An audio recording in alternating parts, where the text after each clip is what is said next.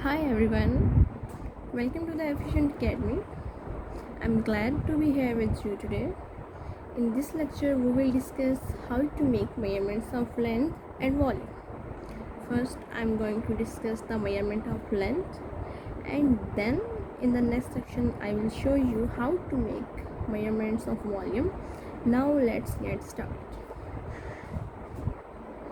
As you know, बच्चे जैसा कि आप जानते हैं कि हमारा आज ओ लेवल की बुक का फर्स्ट यूनिट है और फर्स्ट यूनिट का नाम है मेकिंग मेजरमेंट्स, जैसे कि लिखा है। और उसका आज हमने पहला टॉपिक डिस्कस करना है। पहले टॉपिक का नाम है measuring length and volume. Okay, so let's start कि सबसे पहले हम क्या करेंगे कि हम सबसे पहले लेंथ को मेजर करना है बच्चे। तो बच्चों यहाँ पे लिख लेते हैं कि हमने सबसे पहले मेजरमेंट ऑफ लेंथ करनी है। ठीक है, तो मेरे बच्चे जी अभी क्या करना है, सबसे पहले आपको पता है कि फ़िज़िक्स में हम डिफरेंट किस्म की लेंथ्स मेजर करते हैं, जैसे कि एक पीस ऑफ वायर हो गई, या फिर हमारे पास एक ट्यूब है उसमें लिक्विड है तो उसकी हाइट को हमने मेजर करना होता है, यहाँ पर एक ऑब्जेक्ट है जो कि मूव कर रहा है, किसी डिस्टेंस तक जाता है तो उसकी लेंथ को हमने मेजर करना होता है, या हमारे पास कोई प्लैनेट है उसके रेडियस को या उसके डायमीटर को मेजर करना होता है और ऑर्बिट के रेडियस को मेजर करना होता है। तो ये सब हमारे पास ऐसे ऑब्जेक्ट्स हैं जिनकी हम लेंथ मेजर करते हैं। लेकिन बच्चे ज़्यादातर जो हमारे पास लेबॉर्ट्रीज़ में हम लेंथ्स मेजर करते हैं तो हम उनके लिए कुछ ना कुछ टूल इस्तेमाल करते हैं और ज़्यादातर हमारे पास रूल यूज़ होता है, जैसे कि मीटर रूल। ठीक है, तो अभी आप वैसे तो आप जानते ही होंगे कि रूल से कैसे हम एक लेंथ की मेजरमेंट कर सकते हैं, सारे इस चीज़ से वाकिफ़ होंगे। लेकिन आपने बच्चे ये ध्यान रखना है कि जब भी आप किसी मीटर रूल का इस्तेमाल करते हैं तो ये आपने ज़हन में रखना है कि जो मीटर रूल इस्तेमाल कर रहे हैं क्या उससे जो आपकी मेजरमेंट है वो बेहतर आ सकती है कि नहीं, या कितनी बेहतर आएगी। ओके, चलिए अभी हम कंसिडर करते हैं कि हम एक लेंथ को मेजर कर रहे हैं। जैसे कि मैं जस्ट एक कंसिडर कर लेती हूँ कि मेरे पास एक वायर है। ठीक है, एक पीस ऑफ वायर है। तो बच्चे सबसे पहले इस बात का अपने ध्यान रखना है कि हमारे पास कुछ कंडीशंस होती हैं जब भी हम किसी लेंथ को मेजर करते हैं। तो बच्चे पहली कंडीशन आपके पास ये होनी चाहिए कि आपके पास जो वायर है वो स्ट्रेट हो। ठीक है, दूसरा आपके पास क्या होना चाहिए कि वो बिल्कुल रूलर के साथ पड़ी हुई हो, सीधी। ठीक है, क्योंकि अगर तो वो बेंड होगी या स्ट्रेट नहीं होगी तो उस सूरत में आपकी जो मेजरमेंट है वो ख़राब हो सकती है, जैसे कि वो सामने आपको दिखाया जा रहा है ये चीज़। इसमें मैंने ऊपर एक कह सकते हैं वायर रखी हुई है, लेकिन वो मैंने यूँ कह लें कि स्ट्रेट नहीं है। ठीक है, इसका मकसद क्या है ये भी आपको बताती हूँ। दूसरा बच्चे आपने वायर के एंड पार्ट्स देखने हैं, मतलब वायर का जो आखिरी सिरा है वो कैसा कटा हुआ है, क्या वो नीटली कट आउट है कि नहीं। अगर तो वो नीटली कट आउट नहीं है तो हमें उसको मेजर करने में एक मुश्किल आ सकती है। ठीक है, तीसरी बात अपने ये ज़हन में रखनी है कि जो कंडीशन हमारे पास वो अपने उस रूलर की मार्किंग को देखना कि आपको पता है ज़्यादातर जो हमारे पास होता है वो 1 मीटर की दूरी पे ही होता है, 1 मिलीमीटर सॉरी।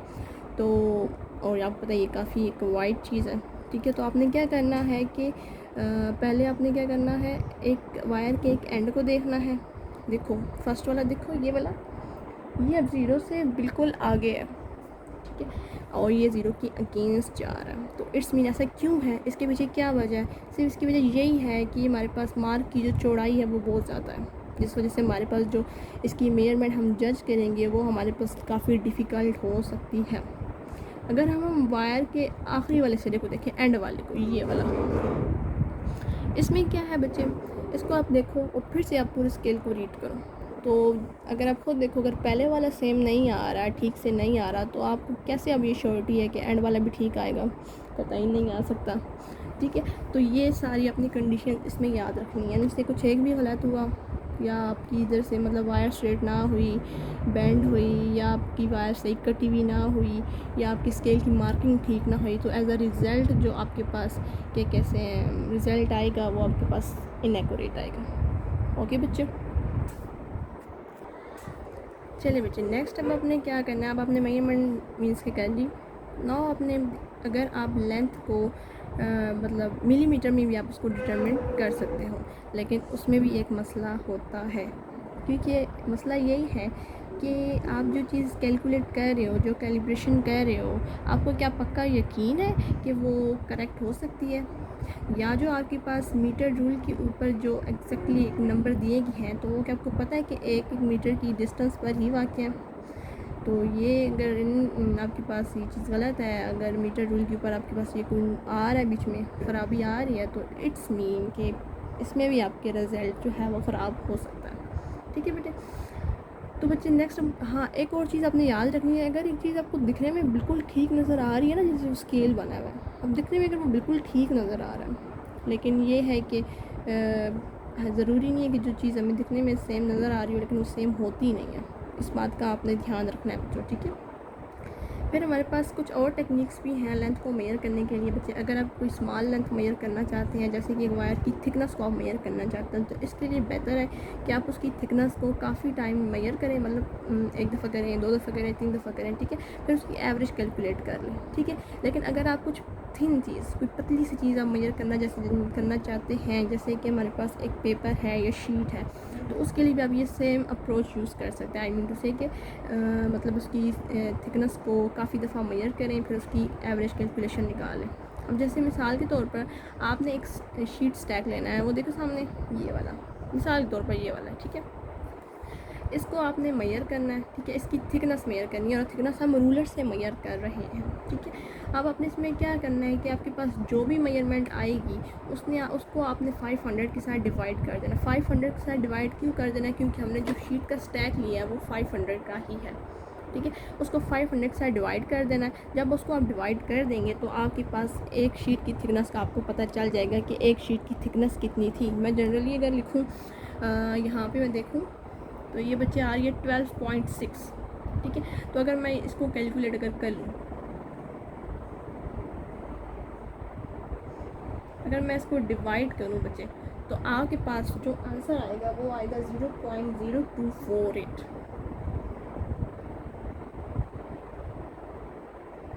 ये अब इट्स मीन कि यहाँ पे जो हमारे पास एक शीट थी, वैसे तो 500 शीट्स है ना, तो एक शीट की जो थिकनेस है वो हमारे पास 0.0248 आई है, ठीक है। इस तरह आप एक शीट की थिकनेस को भी कैलकुलेट कर सकते हैं, ओके बेटे। लेकिन अगर मज़ीद किसी लेंथ की मेजरमेंट आप करना चाहते हैं, मतलब कोई लाइन आपके पास कर्व्ड आ गई है, मतलब कि टेढ़ी है, कर्व्ड है, तो उसको तो रूल से मेजर नहीं कर सकते, मीटर रूल से। तो उसमें आपने क्या करना है बच्चे कि एक धागा ले लें, थ्रेड, ठीक है, उसको उसके साथ मिलाएं, उस कर्वी पाथ के साथ मार्क कर लें, फिर उसको स्केल के साथ मैच करके देखें तो आपके पास इस तरह से भी आप उसकी लेंथ को मेजर कर सकते हैं। और ये जो टेक्निक है, इसको आप बच्चे किसी भी सिलेंड्रिकल ऑब्जेक्ट की सर्कमफेरेंस को मेजर करने के लिए भी यूज़ कर सकते हैं।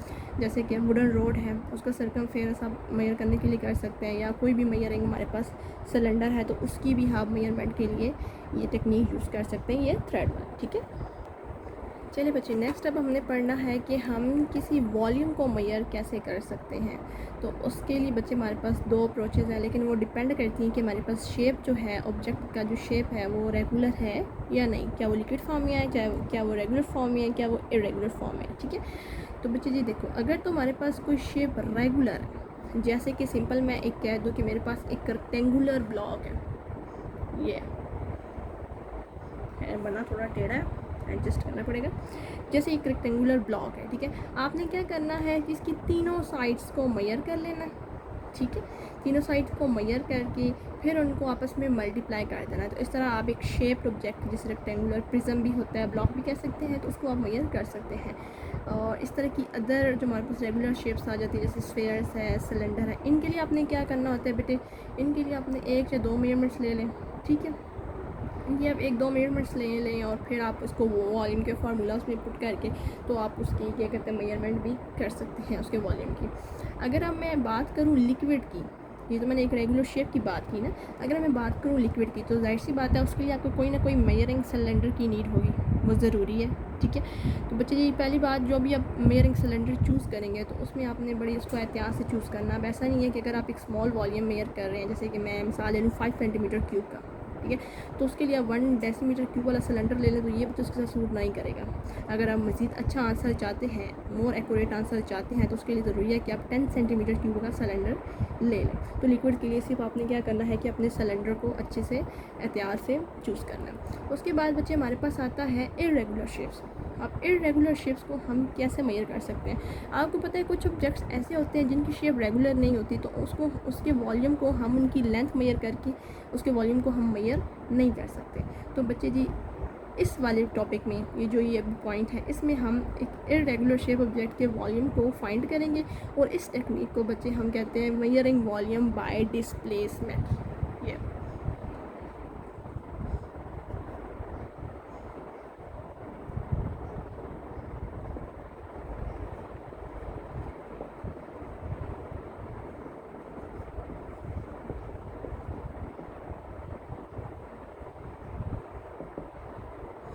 ठीक है बच्चे, इस टेक्निक को हम क्या कहते हैं मेजरिंग वॉल्यूम बाय डिस्प्लेसमेंट। इसमें बच्चे आपने क्या करना होता है, एक मेजरिंग सिलेंडर चूज़ करना है, ठीक है। जैसे कि ये हमने एक सिलेंडर चूज़ किया बच्चे।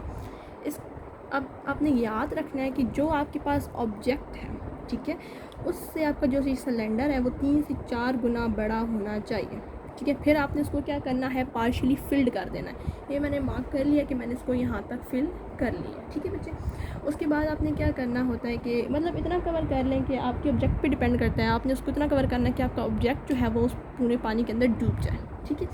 फिर आपने उस वॉल्यूम को मेजर करना है, मतलब सिंपली पानी डाल के। फिर उसके बाद अपने ऑब्जेक्ट को पानी के अंदर डाल देना है, जैसे कि ये मैंने डाल दिया। उसमें आपने क्या करना होता है बच्चे, जैसे ही आप उसको डालोगे बीच में, तो उस पानी का जो लेवल है वो इंक्रीज़ करेगा, ठीक है। तो जितना वॉल्यूम जो है ऊपर पानी का इंक्रीज़ करेगा, इट्स मीन कि हमारे पास जो ऑब्जेक्ट का वॉल्यूम है वो बिल्कुल उसके इक्वल है।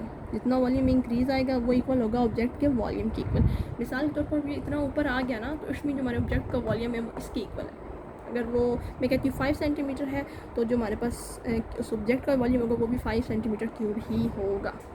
ये बात समझ आ गई बच्चे। नेक्स्ट अब हमने बच्चे इनके यूनिट्स को डिस्कस करना है, लेंथ के एंड वॉल्यूम के। ये तो आप बच्चे सभी वाकिफ़ होंगे, लेंथ का जो यूनिट हमारे पास होता है वो मीटर होता है, लेकिन लेंथ के कुछ अल्टरनेटिव यूनिट्स भी हैं जिनको हम मतलब जो वॉल्यूम के यूनिट के साथ मिले हुए हैं। जैसे कि मैं कह सकती हूँ 1 डेसीमीटर है, 1 सेंटीमीटर है, 1 मिलीमीटर है, 1 माइक्रोमीटर है, 1 किलोमीटर है। तो ये सारे हमारे पास हैं, तो लेंथ की यूनिट, लेकिन ये वॉल्यूम के यूनिट्स के साथ मिल जाते हैं, ठीक है। आपने एक बार यहाँ पे याद रखनी है कि लीटर और मिलीलीटर ये दोनों हमारे पास ऑफिशियली वॉल्यूम के सिस्टम इंटरनेशनल यूनिट्स नहीं हैं, ठीक है। इसलिए हम ओ लेवल की बुक्स में इनको डिस्कस नहीं करते। आपको पता है 1 लीटर जो होता है वो सेम ऐसे ही है जैसे 1 डेसीमीटर क्यूब है, और 1 मिलीमीटर बिल्कुल मिलीलीटर सॉरी ऐसे ही है जैसे 1 सेंटीमीटर क्यूब है। तो बच्चे याद रखना है आपने कि यूनिट हमारे लिए बहुत अहम होता है। जब भी हम कोई न्यूमेरिकल वैल्यू फाइंड करते हैं तो हमने उसको साथ में लगाना होता है, लेकिन आपने लिखते वक्त भी ये ध्यान रखना है कि जब आप उसको लिख रहे हैं क्या वो सही लिख रहे हैं। मिसाल के तौर पर अगर मैं कहती हूँ कि आपने सेंटीमीटर लिखना है तो उसकी जगह आप मिलीमीटर लिख दें तो आपका आंसर गलत हो सकता है बाय द फैक्टर ऑफ 10, ठीक है बेटे। इसकी चीज़ को याद रखना है।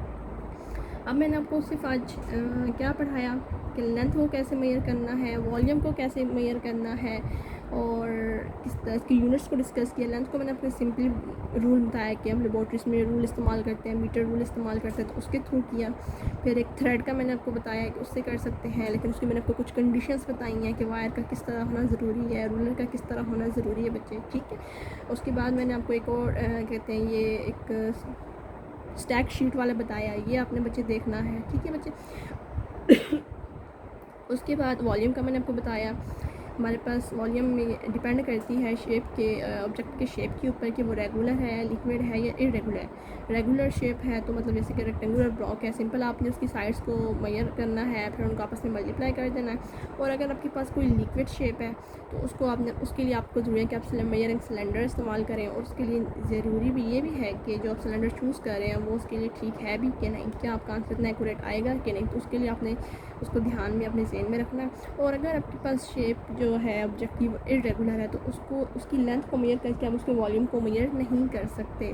तो बच्चे जी जिस टेक्निक में हम इसको फाइंड करते हैं उस टेक्निक को हम मेजरिंग वॉल्यूम बाय डिस्प्लेसमेंट कहते हैं। उसमें आपने क्या करना होता है, सिंपल जस्ट सिलेंडर लेना होता है जो आपके ऑब्जेक्ट से 3 या 4 गुना बड़ा होता है, उसको पानी से फिल कर देना, मतलब इतना कि आपका ऑब्जेक्ट उसमें अच्छे से डूब जाए। फिर उसमें ऑब्जेक्ट डालना है और जितना पानी इंक्रीज़ करेगा, जितना पानी का वॉल्यूम इंक्रीज़ करेगा तो आप समझ जाना कि ऑब्जेक्ट का जो वॉल्यूम है वो इसके इक्वल आ रहा है। फिर हमने यूनिट्स को डिस्कस किया, मैंने आपको बताया कि हमारे पास लेंथ का वैसे यूनिट मीटर होता है, लेकिन कुछ उसकी अल्टरनेटिव यूनिट्स भी हैं, जैसे 1 डेसीमीटर है, 1 सेंटीमीटर है, 1 मिलीमीटर है, इस तरह। और वॉल्यूम के हमारे पास यूनिट आ जाते हैं क्यूबिक मीटर, ठीक है, क्यूबिक मीटर है, लेकिन उसको हम 1 क्यूबिक सेंटीमीटर भी हमारे पास हो सकता है, 1 क्यूबिक डेसीमीटर भी हो सकता है। तो ये हमारे पास कुछ लेंथ के और वॉल्यूम के हमारे पास यूनिट्स आ जाते हैं बच्चे।